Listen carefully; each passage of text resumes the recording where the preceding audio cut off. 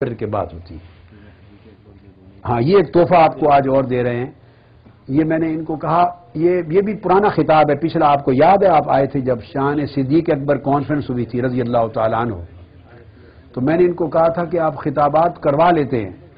اور بعد میں اس کو کتابی صورت میں چھاپتے نہیں اور دیتے نہیں ہیں، تو پھر فائدہ کیا؟ اتنا اہم جامع چیز ملے تو تقسیم کر دیں۔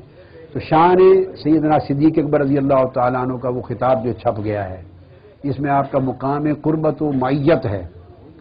اور ایک اور موقع پر کوئی خطاب اگر کوئی سبیل بن گئی آئندہ سال کسی وقت اللہ کو منظور ہوا تو بقیہ کر دوں گا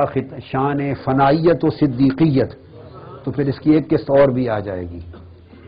اور صدیقیت وہ مقام ہے جو ولایت میں نبوت کے بعد سب سے بلند ترین مقام ہے۔ اس پر محدثین نے بات کی کہ آقا علیہ السلام نے فرمایا کہ اگر میری امت میں کوئی ایک بھی محدث ہوا، میری امت میں کوئی ایک بھی محدث ہوا، مکلم ہوا، ملہم ہوا، یعنی جس پر اللہ الہام کرے، جس سے اللہ کلام کرے، مکلم ہوا، یہ باب تفعیل سے ہے، مکلم یا محدث باب تحدیث باب تفعیل سے، جس سے اللہ بات کرے، کلام کرے، الہام کرے، اگر ایک بھی اگر ہوا تو وہ عمر ہوں گے رضی اللہ تعالیٰ عنہ۔ تو بعضوں نے اس مقام کو بلند کہا، تو اس پر ائمہ نے، محدثین نے کہا کہ سیدنا فاروق اعظم رضی اللہ تعالیٰ عنہ بے شک مکلم اور مفہم اور ملہم اور محدث سیدنا فاروق اعظم رضی اللہ عنہ۔ آقا نے فرمایا پہلی امتوں میں ہوتے تھے، میری امت میں ایک بھی ہوا تو عمر ہوں گے، لیکن سیدنا صدیق اکبر کا مقام آپ کے مکلمیت سے بھی بلند ہے، آپ کا درجہ صدیقیت کا ہے۔ تو یہ دے دیا۔ میں اب یہاں آیا ہوں تو مجھے بعض طلباء نے، شاگردوں نے، بعض علماء احباب نے بتایا کہ بعض لوگ ہمارے ہاں بدقسمتی مناظرہ کے مزاج نے اپنے مسلک سے بھی لوگوں کو بیگانہ کر دیا ہے، راہ اعتدال سے بھی بیگانہ کر دیا ہے، اور وہ لذت و حلاوت روحانیت جو تھی اس کو بھی نکال دیا ہے مناظرہ کے ماحول نے۔ تو مجھے کئیوں نے بتایا کہ وہ کوئی لوگوں نے کتاب لکھ دی ہے، تو کتابیں تو ساری زندگی لکھتے ہی رہے ہیں، اس کا ہم نوٹس کبھی نہیں لیتے، ہر ایک کا حق ہے، کوئی 100 بھی لکھ دے نا اگر ہمارے خلاف تو مجھے ناراضگی نہیں ہوتی، میں خفا نہیں ہوتا، اس کا حق ہے، چلو اس کو اگر ایسی باتوں پر لکھنے کا شوق ہے تو وہ اپنا شوق پورا کرے، ہمارا شوق کچھ اور چیزوں پر لکھنے کا، ہم وہ لکھتے رہیں گے، امت کو دیتے رہیں گے، فرق نہیں۔ مگر ایک خیال آیا کہ انہوں نے وہ بنا دیا کہ شاید کوئی ہمارا عقیدہ سیدنا صدیق اکبر رضی اللہ تعالیٰ عنہ کی افضلیت کی نفی میں ہے، معاذ اللہ۔ سیدنا مولا علی اور مرتضیٰ کی شان کو کثرت کے ساتھ سن کے سمجھا کہ شاید معاذ اللہ کو ہم تفضیلی ہیں یا ہم کہ ان کی افضلیت کے نفی۔ تو یعنی لوگوں میں میری جو جد و جہد کا ایک گوشہ یہ ہے کہ میں علی وجہ البصیرت کہہ رہا ہوں، علی وجہ البصیرت کے ایک عرصہ سے جب سے یہ شیعہ سنی مناظرے اور بحثیں اور شیعہ حضرات کی طرف سے بعض بڑی زیادتیاں اور بعض صحابہ کرام کی گستاخیوں کی کتابیں اور ایسے معاملات بہت زیادہ خاص علاقوں میں ہوئے اور ایک مناظرہ اور رد و تکرار کی جب ماحول چلا ہے تو بعض لوگوں کی وجہ سے نادانستہ اہل سنت کے عقیدے میں خارجیت کی گرد کا اثر ہو گیا ہے، خارجیت کی گرد آ گئی ہے۔ تو میں نے یہ بھی چاہا باقی کاموں کے ساتھ اس گرد کو بھی جھاڑا جائے اور اہل سنت کے اس اصل عقیدے کو محبت اہل بیت کے حوالے سے اجاگر کیا جائے جس کو خارجیوں نے گرد آلود کر دیا تھا۔ اب بعض ساتھیوں کو یہ عمل پسند نہیں آیا یا شاید سمجھ میں نہیں آیا، انہوں نے سمجھا کہ شاید ہم افضلیت صدیق اکبر کے قائل نہیں، معاذ اللہ۔ تو یہ کتابچہ جو ہے یہ پھر سارے ان کی بند دریچے کھول دے گا انشاءاللہ۔ وہ لوگ فوری طور پہ دوسری سمت چلے جاتے ہیں کیونکہ یہ بات کر دی تو اگر توحید کی بات کر دی تو وہ سمجھ جاتے شاید وہابی ہو گیا ہے، تقسیم کر دی ہے نا، جو توحید کی بات اللہ کی بات بہت کرے وہ وہابی ہے، جو رسول کی شان اور عشق اور محبت کی بات کرے وہ بریلوی ہو گیا ہے، جو گویا باقی جو بند یا باقی لوگوں کو کوئی رسول سے غرض ہی نہیں ہے، جو رسول کی بات کرے اس کو بریلوی بنا دیا، جر دیا عنوان، جو توحید کی اور نور توحید کی بات کرے اسے وہابی بنا دیا، جو صحابہ کی بات کرے اب وہ سنی رہ گیا ہے، جو اہل بیت کی بات کرے وہ شیعہ ہو گیا۔ تو یہ تقسیمات کر دی ہیں، ہم یہ دیواریں یہ جو ناجائز تقسیمات کی مٹا رہے ہیں اور گرا رہے ہیں،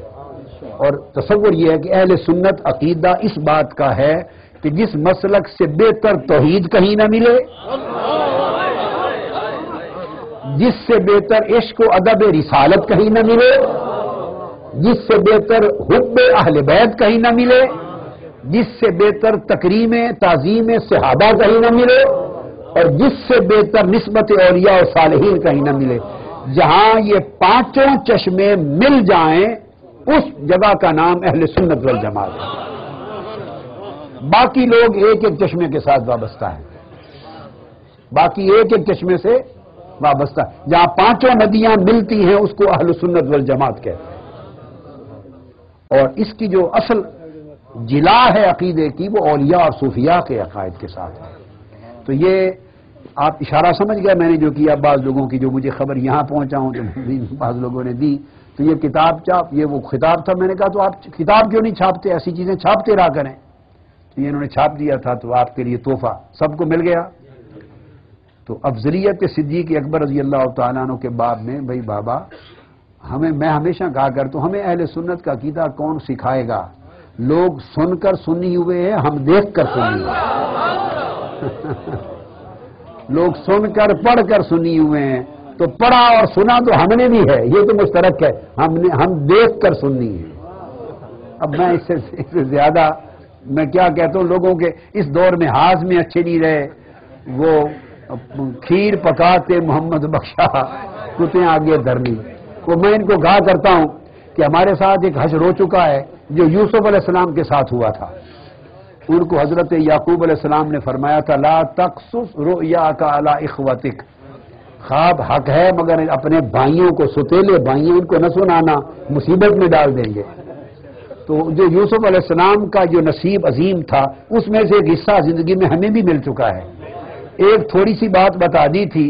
تو ستیلوں نے ایک قیامت بپا کر دی قیامت بپا کر دی،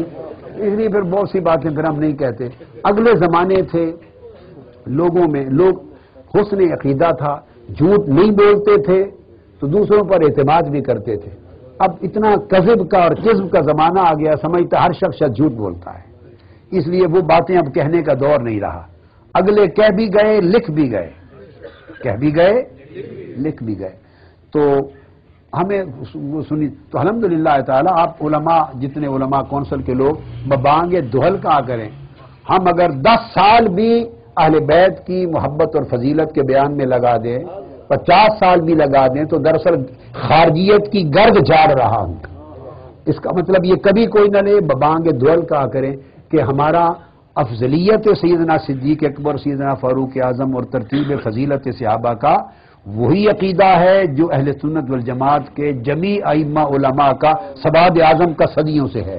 ہمارا رتی برابر کوئی فرق نہیں ہے۔ ایسے اپنے ہمیں کوئی تفضیلی مفضیلی کیا کہ کوئی اپنی عاقبت نہ خراب کرتا پھرے، چونکہ جھوٹی تہمت ہے